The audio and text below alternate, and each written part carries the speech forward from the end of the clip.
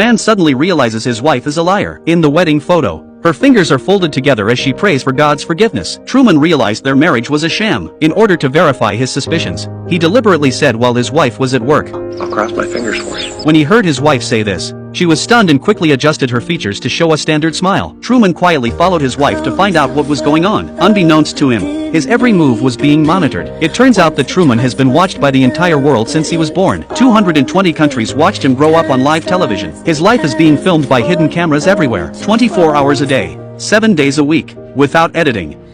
The name of the show is The Truman Show. The show is called The Truman Show. The island of Peachtree, where he lives, is actually a huge studio. Everyone in the town is a professional actor except Truman, even his mother and wife. This show has been on the air for 30 years without interruption. The director makes a lot of money from the commercials that are inserted into the broadcast. It's a chef's pal. It's a dicer, grater, peeler, all in one. Never needs sharpening, dishwasher set. Truman is the only one still living in the director's script. He lives the same life every day. He greets his neighbors warmly in the morning. Good morning! Morning. Good morning. Oh, and in case I don't see you, good afternoon, good evening, and good night. Truman is an insurance salesman. One day he was driving to work as usual when an unidentified object fell from the sky. He went over and found it was a light. But how could such a thing fall from the sky?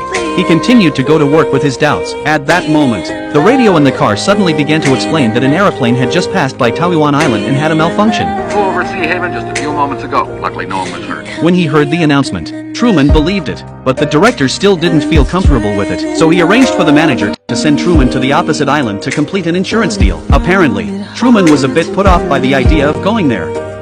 He told the manager he had to go to the dentist tonight, but the manager says if he doesn't go, he'll lose more than his teeth, because the company is in the midst of layoffs and he'll probably lose his job. Truman had no choice but to agree, but when he arrived at the pier, he was backed up again and his legs went down uncontrollably. It turns out that when he was a child, Truman and his father went on a cruise together, but he was caught in a strong storm and fell into the sea. This was a pain in Truman's heart that he could never erase, and he developed a strong fear of the sea. This fear made him never dare to leave the island. The director was relieved to see Truman's behavior, but on Truman's way back, a homeless man caught his eye.